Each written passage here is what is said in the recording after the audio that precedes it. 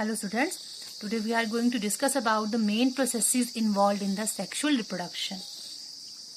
The main processes involved in sexual reproduction are pollination. After pollination there is fertilization. After fertilization there is formation of seed and fruit. And fourth one is the germination of seed. But in this video we will discuss about the pollination only. Pollination, for fertilization to take place, it is very necessary to transfer the pollen grains, means male gamete needs to be transferred from stamen to the female gamete present in the ovary. And this transfer of pollen grains from the stamen of a flower, this is the stamen, and we know that anther carries the pollen grain. The transfer of pollen grain from the stamen of the stamen of a flower to the stigma of a flower is called pollination. And the agent, means the ways that help in pollination, are wind, water and insect. So we will discuss about the pollination in detail.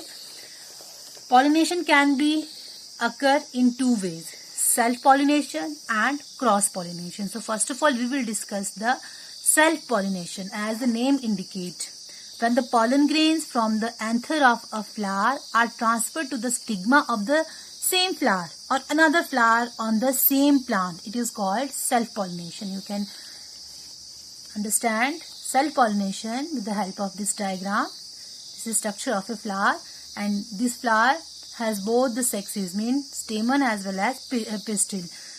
And we know that the transfer of pollen grain from anther to stigma of a flower is called pollination. The flower may be same or another flower on the same plant. This represents the self-pollination. And the second one is cross-pollination, when the pollen grains from the anther, you can understand with the help of this diagram, these are two flowers, and when the pollen grains from the anther of a flower of one plant are transferred to the stigma of a flower of another plant of the same kind, both are of same kind, it is called cross-pollination. Now what are pollen grains? We know that the transfer of pollen grain from anther to stigma is called pollination. And pollen grains are very light. They are microscopic in size, and they contain a male reproductive cell. And each pollen grain has tough protective coat. For example, this is a pollen grain. It has a tough protective layer, and this protective layer protects the pollen grain from drying and decaying or from unfavorable condition. And pollination always requires some agents to carry pollen grains and release them on the stigma of the flower. And these agents may be insects. Birds and other animals. Wind and water, they are also agents of pollination. Now let's discuss the pollination by insect. Approximately 90% of pollination in flower takes place by insect, like bees, butterfly and moth. They feed on the nectar of a flower, and a few insects are attracted by the color and odor of the flower, means fragrance of the flower. Some flowers have very pleasant smell, fragrance, that we call fragrance. So they are attracted by the color and odor of the flower.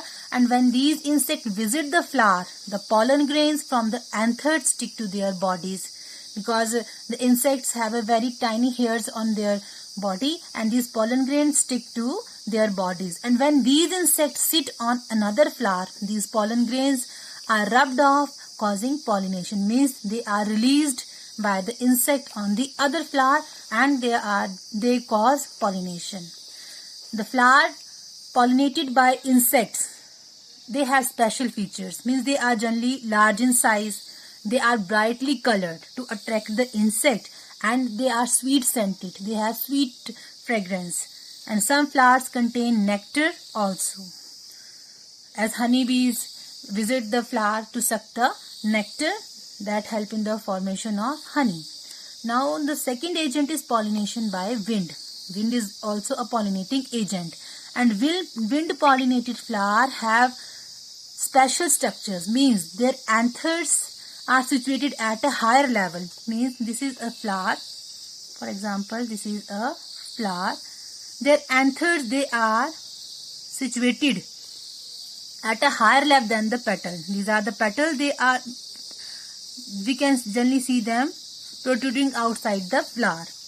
They have special features. Remember, the anthers situated at a higher level than the petals in a flower in which pollination takes place by wind, and this allow the mature pollen grains, means when the stamen get ripened or they get mature, then its wall get burst and pollen grain released. This allow the mature pollen grains to carry or blown away from one flower to another flower by wind and help in pollination. And wind pollinated flowers are found in plants such as grasses, maize, rice, wheat, etc. The next pollinating agent is water. In aquatic animals, as the name indicates, generally the pollination takes place by water in aquatic plants, and pollination is generally done by water. The water current carry mature pollen grain from the one flower to the another flower and help in pollination. For example, hydrilla and Vallisneria. So you have some assignment question here. Define pollination. Differentiate between self-pollination and cross-pollination. Draw suitable diagram. You have to draw diagram in this question also. What are pollinators? Which flower are most attractive? Insect pollinated or wind pollinated? Why? We have just discussed about it. Both insect pollinated and wind pollinated flowers have special features. You have to mention this feature in this question. Write the special feature of flowers in which pollination takes place by wind. Thank you.